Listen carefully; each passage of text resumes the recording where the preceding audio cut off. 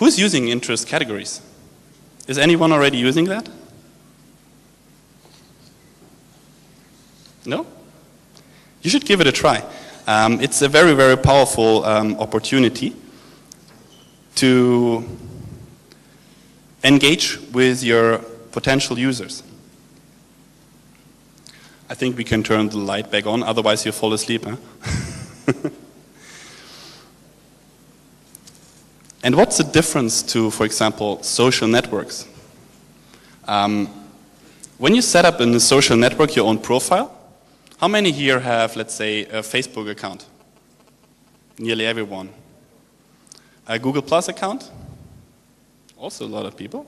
I'm impressed. Twitter account? Netlog account?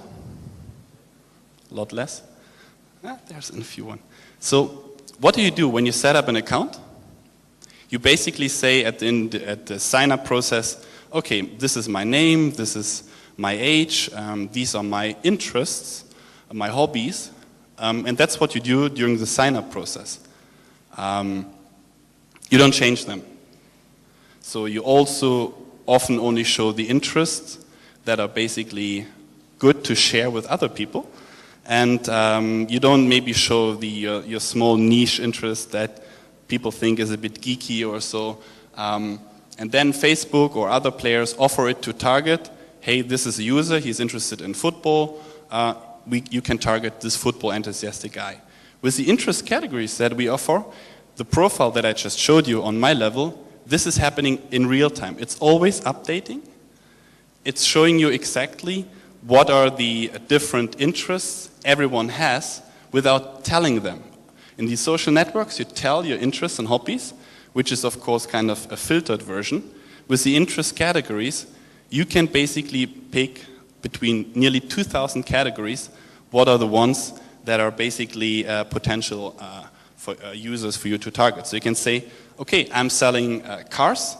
I can target the car enthusiastic guy. I'm selling products for dogs. You can say, I want to target a campaign only for users in Egypt who are interested in let's say, in pets, in dogs. And this is really, really powerful and can bring really, really good results. And then you can, of course, combine this with creatives. So if you know your user is interested in cars, you can, of course, set up a very individual message. So how many here have set up campaigns with an individual message for the individual audience? A few.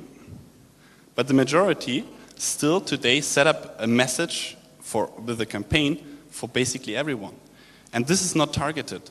Think about yourself. When you're a user, you have certain interests. You're interested in sport, you're interested in news, in weather. It would be nice to have a customized message because then you would get the attraction. And it would work way better for you and you will get more users to your website.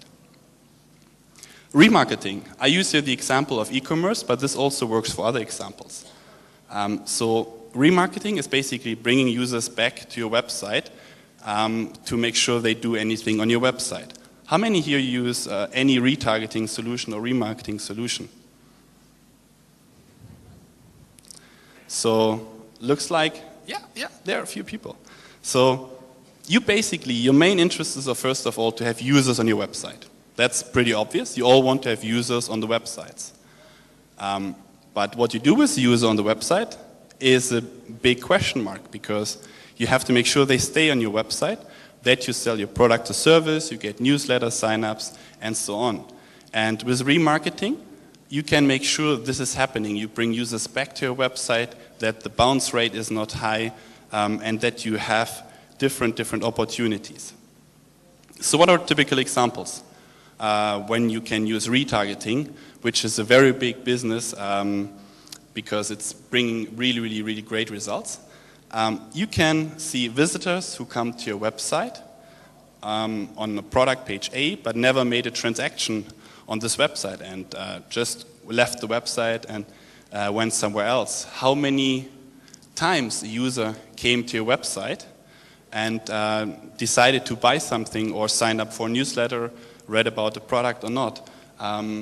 was a user coming back after 30 days to make a transaction? And this is not a standalone product solution. We offer that in combination with Google Analytics. I assume Google Analytics, you all know Google Analytics? Yes? Who has Analytics installed? Please raise your hand. Who is checking Analytics at least on a monthly basis? On a weekly basis? That's a lot less already. So Google Analytics is a really, really powerful tool. I'm not saying you only need to use Analytics. There are a lot of other tools available there too. But please do not only read what's happening on your website, make actions on your website. You can see what are users doing on your website, and when they leave your website at a certain category of a product site, you might need to change this. And you will see in Analytics a lot of more addition over the next months. You have a question? Yeah.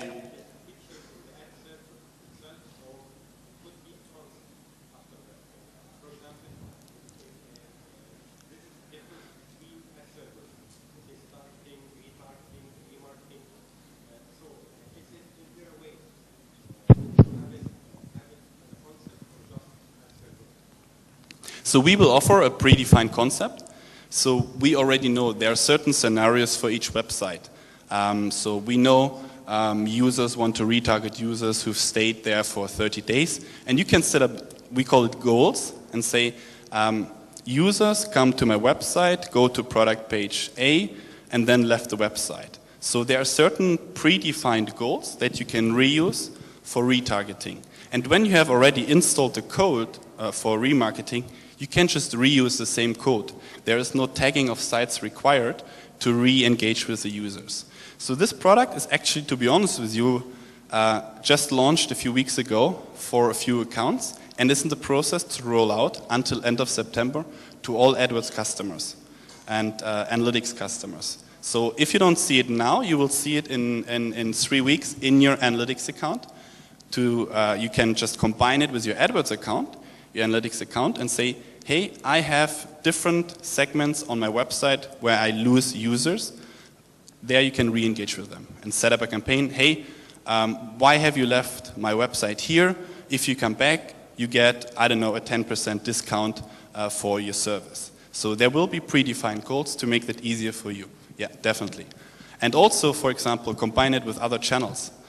So you can say, users who come from Facebook to my website, but never do anything on my website, you can re-engage with them via the Google Display Network and say, hey, because users are basically going through a lot of different sites.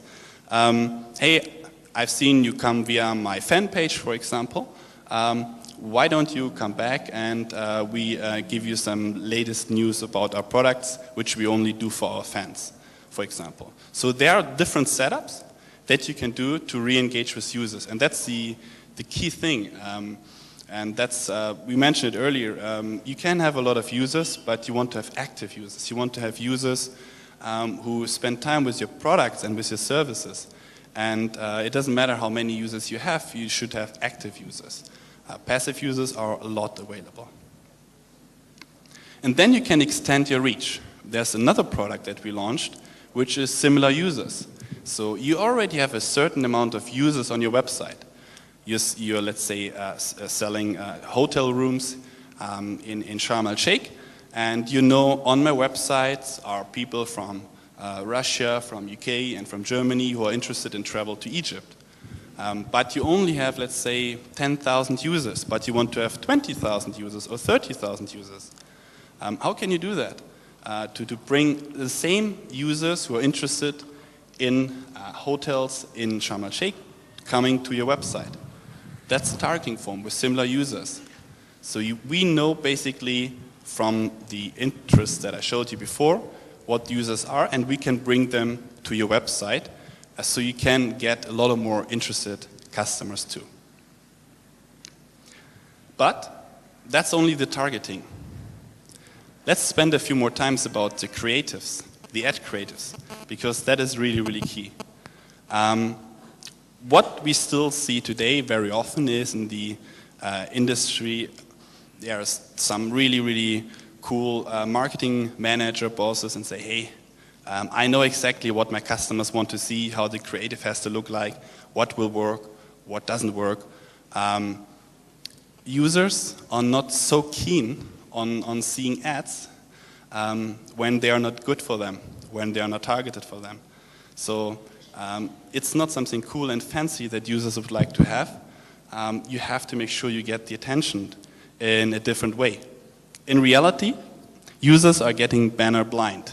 And the less targeted your ads are, the less likely you will see any clicks or results out of it. And you have to make sure that your creative is catchy, gets the attention from the user. Coming from a Western country, I can tell you, the click rates we see here on display campaigns in Egypt are for us paradise. Because the online users here are still younger, so the market is at a different stage, like in the US or in UK. The click-through rates in the big Western markets are a lot lower than they are here today.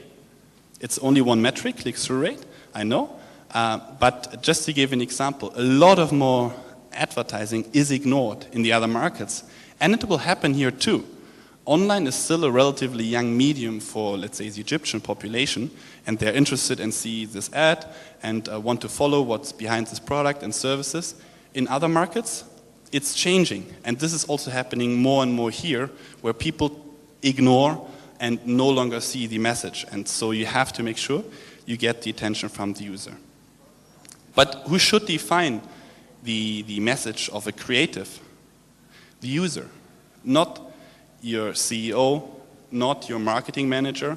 Users define the creative because that is basically your customer. And if you want to do business, you should follow what your customers are saying. And there are really, really cool, good examples of creatives that work very well, where you get attention from the user.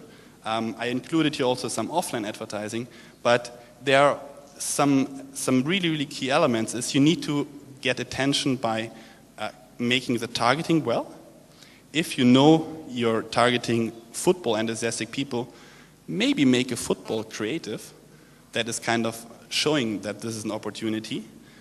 Be in your message maybe a bit aggressive and over message some certain statements to really, really highlight and get the attention between the other million ads that users see on a regular basis. And then you can have really, really powerful results with your campaigns. Use the right message. Assume in this example, you're selling a ring. You have your target group, males and females. You should have different messages for that. Men react in a different way than women when they see an ad with the same message. Find the perfect ring is not so, let's say, a convincing message for me. As a man, for me, it's maybe working better, make her speechless. Impress her with this really cool new gift, this new ring. And this is something that will show you very different results at the end of the day. The conversion rates, the cost per acquisitions are a lot better when you customize your message. And of course, for the right devices. If you have only flash ads, you ignore the whole mobile world. HTML5 is changing the advertising creative space. More and more ad creatives should be in HTML5 to make sure you show up on the Apple devices and so on. Use video. How many here use video ads? Only a handful of people. Do you know that your guys here in the Middle East love video? That's the most successful region for video at all. Users love videos. If you have a product that you can put into a video with emotions, with sounds, you will get amazing campaign performance results with really, really impressive figures. And it's clearly showing also from a brand point of view that the brand impact is a lot higher with video. So people remember the brand a lot more when it is combined with the video. make it interactive.